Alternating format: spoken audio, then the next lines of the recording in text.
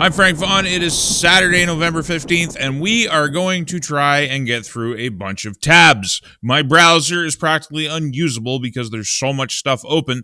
Let's get right to it. When I talked yesterday about the lack of curiosity when it comes to Mark Carney, I don't even know why I have to explain this. Mark Carney was parachuted in to become Canada's Prime Minister. He became the head of the Liberal Party in one of the most farcical elections within a political party to ever occur in Canada's history, and their competition is the Conservative Party of Canada, which hasn't really ran a fully transparent election until Pierre Poilievre became leader of the party. Up to that point, up to Carney coming into this country, I was relatively convinced the Liberals ran above board internal elections. That all changed when he came in. The media began to prepare us for his coronation, and now we have him as Prime Minister. City of London banker, Goldman Sachs man, ran 2 central banks, manager of Brookfield Assets, and he has 400,000 shares as projects are being approved for Brookfield under the auspices of the Government of Canada with taxpayer dollars subsidizing those projects. His blind trust stocks stand to benefit directly from what he's doing with your money. But that just scratches the surface. Again, these things are important. Buckingham Palace admits Prince Andy paid for bank boss's party. While bankers have been the subject of vilification since the economic crisis of 2007, I wonder why.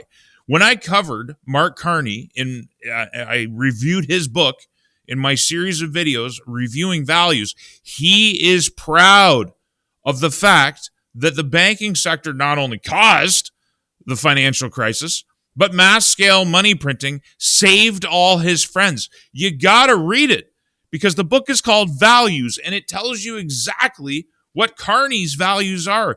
I know the series is dry. The book's even drier, but it's worth a watch. You need to understand who's managing Canada.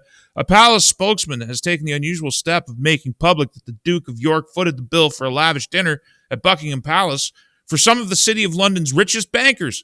Out of his own pocket, the City of London's never been ran for your benefit. The city, for those of you who don't know, is a separate territory, separate from Great Britain. It's its own little fiefdom, and they control the central banks of the world, or they have in the past. I think that situation's changing. I can confirm that the dinner was paid for privately by the Duke. So, long after Prince Andrew was under not just investigations as relates to Jeffrey Epstein, but he was at this time already under a cloak of mistrust because of his business dealings, and this article details them. The thing that I want to focus on, though, today is that I just want you to understand. Initially, it appeared that one of the finance firms had picked up the tab for this party. Andrew 54 had hosted the Beano, which was attended by around 20 guests from the financial services industry, including Bank of England Governor Mark Carney. Yes, he ran the Bank of England. The palace had declined to say who funded it, other than to state it was paid for privately, but they lied. Initially, it appeared that one of the finance firms, like J.P. Morgan, forked out for a palace dinner, as if that's much better. J.P. Morgan, Morgan Stanley, Goldman Sachs, not exactly out for the little guy. Now the spokesman says the latest events, which took place last Thursday, was paid for by the Duke. The group meet every 3 to 4 months and have been doing so for the past 5 years. So this isn't the one-off that many in the comment section or in the post section underneath my posts on Twitter claim that it's a loose association. They met every 3 or 4 months for years, coordinating the financial decline and the management of that decline of the entire global banking industry, something Carney wrote about in his book. Can't for the life of me understand why people think this has no relevance now that this man is managing our country in its decline. Mark Carney downplays photos with sex trafficker Ghislaine Maxwell. I want you to understand something. There's a lot of people, a lot of shell accounts, there's a lot of lefties out there. They're saying that these links aren't real. Family history with Maxwell goes back a long way. Diana Fox Carney's sister, they all went to school together. Longtime friends. This photo's taken on Diana Fox Carney's sister's property. And the most important detail of all of them is that this photo occurs years after Epstein was sent to jail for just a sliver of the heinous things that he engaged in. So they chose to associate. Not just this photo. There's another photo of him sitting in the grass having a conversation. This was a long-form conversation that they had on this occasion. This is after Epstein was put in jail. I would never associate with somebody who chose to stay married to a character like Epstein. I'd never talk to them again. But here is our current prime minister and his wife having no issues hobnobbing with Maxwell. Andrew was a known scumbag for a long time, and Carney chose to associate with him anyway. And the fact of the matter is, this is not a partisan issue, because Carney was appointed to the Bank of Canada by Stephen Harper, along with his partner Maxime Bernier, when they were in government together and they were managing this country in the direction they were holding the football that was passed to Trudeau, and the process was accelerated. So Mark Carney was a CPC appointment. When he left, he was no longer involved in Canadian politics. When he spoke in Europe at various speeches, he identified himself as a European, never talked about his Canadian roots. And now, all of a sudden, he's done this Canadian comeback. He's prime minister of the country. He's making incredibly national, altering, destroying decisions through the power of the Governor General's office. I remind you, we still don't have a budget, folks. This is one of the weirdest governments, maybe the weirdest government in the history of Canada. It's not about the Canadian people. This is about management for the class that sits above politics, the people who actually run the world. Just to finish up on the City of London, I want to remind people that I made a video. You can actually go back and look for it. There's some black and white imagery of statues in the background talking about how the City of London worships Gog and Magog. They literally have a parade that goes back hundreds of years where they celebrate Gog and Magog, which you might remember from the book of Revelation as being the princes that kick off the great war of Armageddon. Kind of crazy. It's all in plain sight, but then people call us conspiracy theorists. And that's another crazy thing. It is normal to conspire. That's the default human condition. We conspire all the time. We conspire against the people we work with. We conspire to get better rates of interest from the bank. We conspire with our wives to keep the kids out of the know when it comes to what they're getting for Christmas. Conspiracy is the norm. And as you go higher up the chain, the bigger the conspiracies become. So anybody that's labeling you a conspiracy theorist is literally anti-human. They're anti-human behavior. They've demonstrated that they don't even understand the fundamental basics of being a human being. Moving on, desperate parents needing baby formula turn to online strangers as Canadian prices nearly double since 2017. I don't want to get into the formula debate. We don't make any. You want to talk about strategic resources. We don't even make something that a lot of people literally need because they either don't want to breastfeed or their breasts, women's breasts don't. I don't mean to say people. Only women can have babies. That's it. Their breasts don't produce enough milk, so they have to go to formula for the survival of the baby. We don't make this stuff. Cost of infant formula contributing to food insecurity, new report finds. Food prices in Canada keep climbing, but these grocery items will give you sticker shock. Baby formula locked up at some London, Ontario stores. Parents say thefts show desperation over high costs. Also shows a decline in cultural values and norms. Something's changed in London, Ontario. Can you put your finger on it?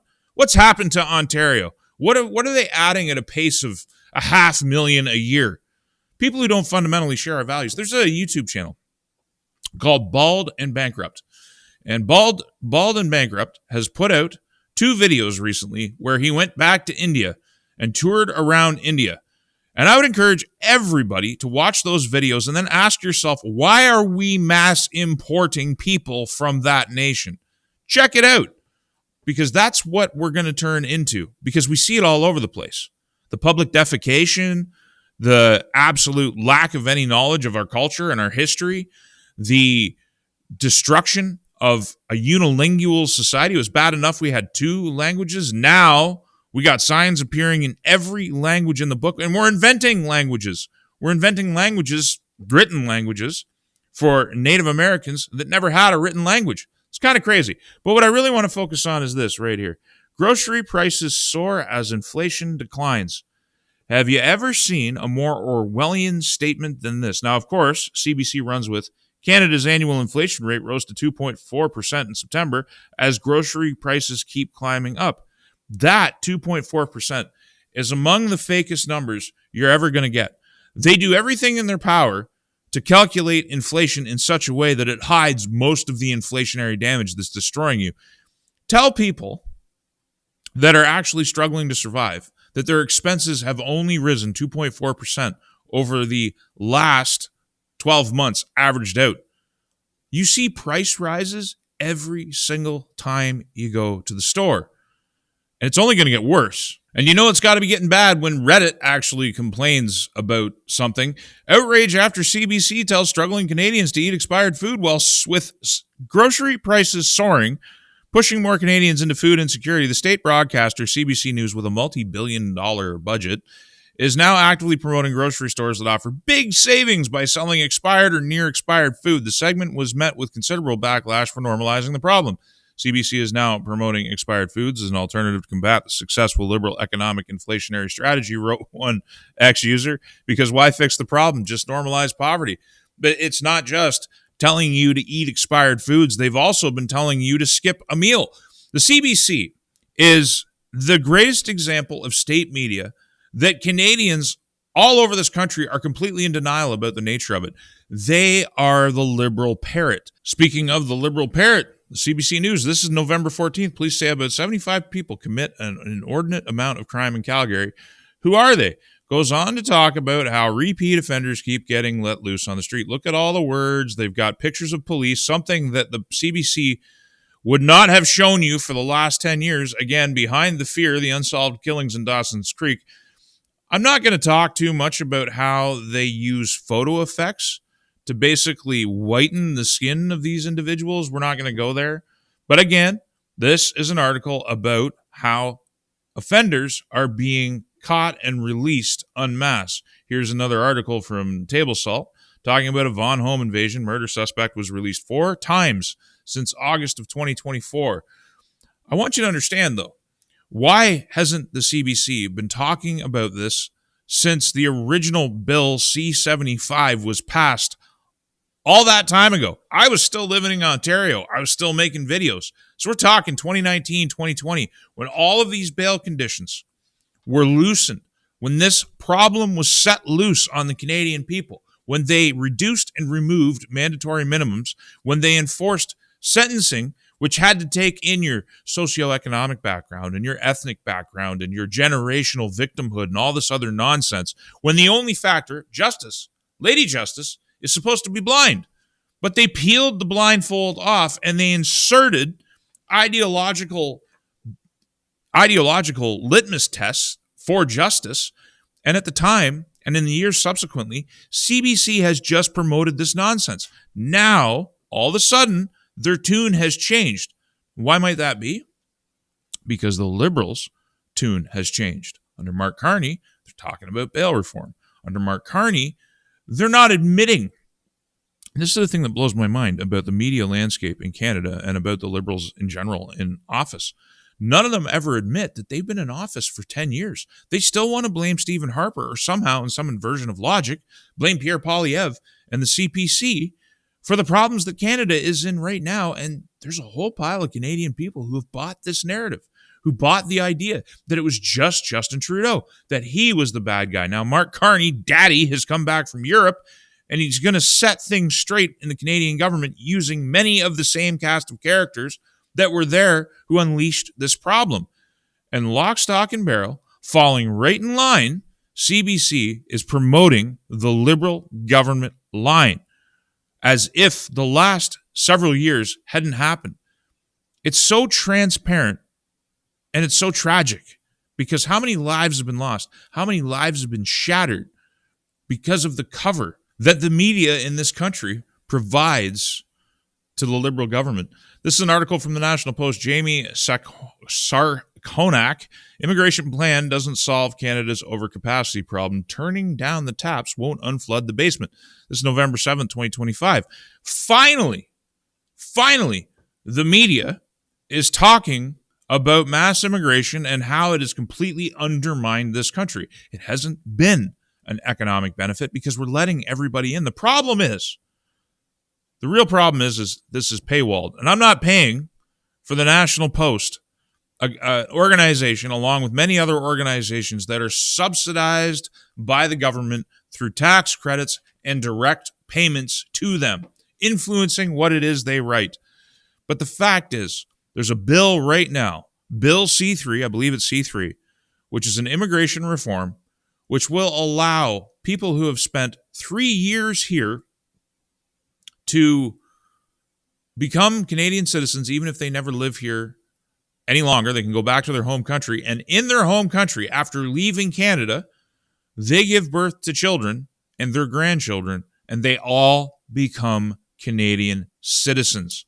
And once again, and I covered this in more fine detail in a previous video, but once again, it highlights, why didn't the Conservative Party take the opportunity to bring the government down and end this legislation in its tracks? There's a lot of people out there who talk about conservative strategy and how we need time for the Conservatives to, for the country to actually come around to the vision of Pierre Poilievre and all this other nonsense. No, we don't have time, because these things will become law. And then the Conservative Party, which isn't known for its bravery, isn't exactly known for taking the lead, taking the fight to the Liberals. They're very nerf ball. Do you think they're going to start repealing legislation? Can you rely on them? Even if you think that they will, can you rely on them to do so, assuming they can even win an election? Opinion polling still has this country divided, with the Liberals edging them out. I swear there's nothing the Liberal Party can do that's going to dissuade Eastern Canada from saddling this country with yet another Liberal government. It doesn't matter how bad things get. It doesn't matter how perdition delivering their legislation is. The Conservatives should be fighting to bring the government down as quick as possible, especially in the light of C3. It's not a matter of turning the taps down, which we won't with Bill C3. We have to get rid of a lot of the people that are already here. They talk about the housing crisis. They talk about the affordability crisis. They talk about all of these various crises. Do you know what the easiest way to solve these crises is? Send people back. We're fucking full. If you're serious about saving Canada, and I don't think anybody is, this should be your first priority, because it will solve a lot of problems. But neither the Conservative Party, neither the Liberal Party, nobody wants to attack it with strong language. Interim parliamentary budget officer takes aim at Liberal accounting, but says budget sustainable. So he changed his tune. And perhaps the reason he changed his tune from "we'll be eating squirrels and in 16 months we're bankrupt" may be the fact that once he's fired, which he will be, if we scroll all the way down to the end of this article, you'll see the Liberal government appointed Jacques in early September for 6 months, but this week announced it was looking for someone with the appropriate tact and discretion to replace him on a permanent basis. Why? Because he told the truth, and now he's kind of toning it down because he probably hopes to land a private sector job somewhere.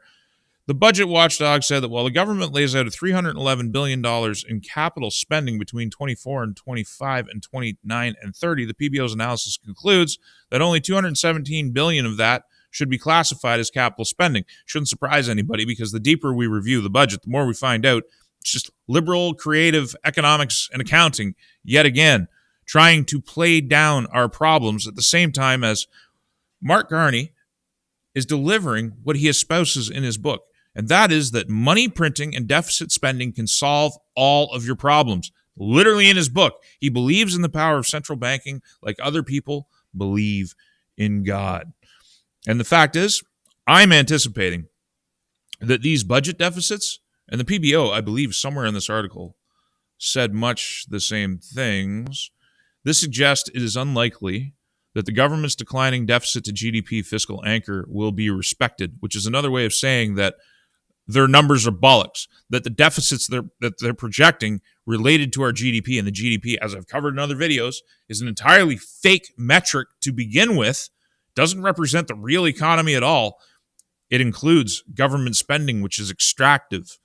The GDP also includes things like your backyard garden and all of these other calculations for non-economic factors. Fictional rent, another thing that I covered in a previous video, which is if you own your house outright, as 1/3 of Canadians do, they calculate how much you would have been paying in rent, and that becomes part of the GDP. It is crazy in a monumental way. So this is the PBO basically saying the Liberal government's full of it and they're going to overspend even their own projections for overspending. And they're right. There's a whole lot of people outside of Canada who understand the fiscal black hole that we are facing. Oh, Canada, everything you need to know about Canada's $1.28 trillion and counting federal debt. That's just federal debt. There's also provincial debt. Ontario's close to $500 billion by itself. It's getting bad everywhere. But the other thing that you should understand is consumer debt. Debt, demand, and demographics, unpacking Canada's housing crisis, why the Great White North faces unique housing challenges. The debt mountain. Picture this. For every dollar of disposable income the average Canadian household carries, $1.80 in debt. This debt load towers over other G7 nations. Now remember, there's a portion of Canada, about 1/3, that actually own their homes outright.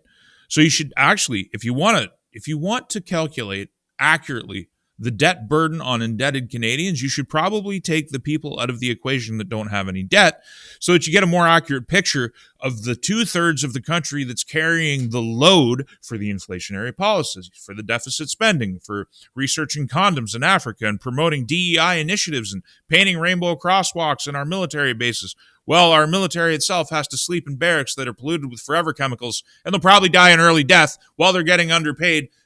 And the Canadian government wants to turn public servants into an organized militia. It is absolutely crazy. This country's nuts. This debt load towers over other G7 nations, where countries like the United States and Germany hover around $1 for every dollar earned. Even more striking, of Canada's staggering $2.9 trillion in household debt, mortgages account for $2.41 trillion. That's 74 cents of every debt dollar tied to housing. Why? Because during the flurry, during the bull run in real estate values, a whole pile of people overpaid for their homes. And now those people are stuck under the weight of those overpayments in the major urban centers, and the real estate values are declining and they can't get out. Investors can't get out. Private owners who just want to live there can't get out. They can't afford the payments. That in order to get inflation under control, the Bank of Canada needs to raise rates, not lower them. And if they lower, this is the thing, lowering interest rates in Canada is not having the appropriate effect as a vehicle on the economy for increasing liquidity, as well as you should see if money's getting easier, you should see a corresponding rebound in real estate values. You're not seeing that, and you're not going to see that for a long time. The pain has just started. And again, household debt to GDP, Canada, 3 in the developed world. Look at this. We're Malaysia's beating us. Japan's beating us. Japan, heavily indebted Japan. Everybody. Euro area, Germany, Chile, Singapore, Spain. We're being beat by Spain, Brazil, Argentina. It's crazy. This is the Canada that the Liberal base defends. What did I want to show here? Stable versus struggling. Canadians' financial divide widens. So total consumer debt in Canada reached $2.56 trillion at the end of 2024. But over here, they're reporting the number at $2.9 trillion. We're going parabolic. Now, considering that backdrop, that picture that I've just painted for you, listen to the plight of this man trying to get a mortgage on his property. How long have you lived here? 1975. I grew up in Richmond. I elected that guy. Do you have a mortgage on your property here in Richmond? I do. Have you spoken to your lender? I have. And what have they told you? They are not renewing it. Wow. Against the backdrop of the very gloomy financial situation that Canada finds itself in and the adversarial relationships that we're carrying on, not just with the United States, but with China, it's an interesting mix of bad policy. Under the weight of an increasing debt burden on average ordinary Canadians, we're now in a situation where all these land acknowledgements, things like you see at the beginning of every Edmonton Oilers game where people applaud like lemmings, the celebration of Turtle Island, it's all setting you up to have your land seized, and not just seized for ownership purposes, because the reserves under the Indian Act don't own the land. They're leaseholders. Leaseholders for who? The Crown. We're told the Crown is a ceremonial position, that the monarchy doesn't mean anything, but the actual head of state in this country is the Governor General. The government is appointed by Parliament, and they can rule through the Governor General's office in an unlimited way. They can spend as much money as they want. And now that 90% of BC land is on unceded territory. The banks are taking a second look. The financial friends of Mark Carney, the people he's done business with his entire life, don't want to take the financial risk of issuing a mortgage or renewing a mortgage at any price. There's a huge reassessment going on. Canada is a basket case. We're in a lot of trouble. And it's a snowball gaining momentum going down the hill. And men like that who elected the guy in there, as he said, I elected that guy. That's the problem. That is the problem. Canadians keep choosing to elect that guy. We need to rip the system down. We need to renegotiate it. The Constitution's terrible for the Canadian citizen. The Charter of Rights and Freedoms isn't real rights and freedoms. It's a privilege. There's no property rights. It needs to be redone. We need to modernize. If you actually want a country, you need to remodernize it, or it's just never going to happen. Which is one of my favorite outcomes. Better than the status quo is that certain provinces consider leaving this bad arrangement. But even that doesn't seem to happen. Because I remember when Danielle Smith started doing her Alberta Next tour, going around Alberta, holding all of these town halls. And you'll find a video a while ago where I said it was just letting off steam in the separatist movement. And now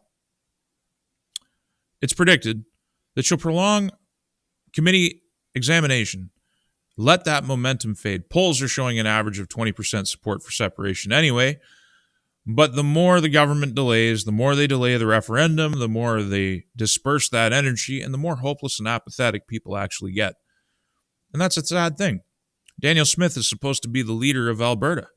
Alberta's been getting screwed by Ottawa for 150 years, since before Alberta was even a thing. It's the same with Saskatchewan. But it seems like our leaders just can't seem to get the message. I don't know how much pain we have to endure before something happens, but the answer is clearly more. I'm Frank Vaughn. I'll see you in the next one. Did you know that I have a website? frankvaughn.ca, the ultimate repository for all of my work, and a backup location just in case the censors come for me again. And if you like the content, please consider using the donate link in one of the options available. There are no paywalls, there is no advertising, and there is no Patreon, and I intend to keep it that way. Thank you for your time and your consideration.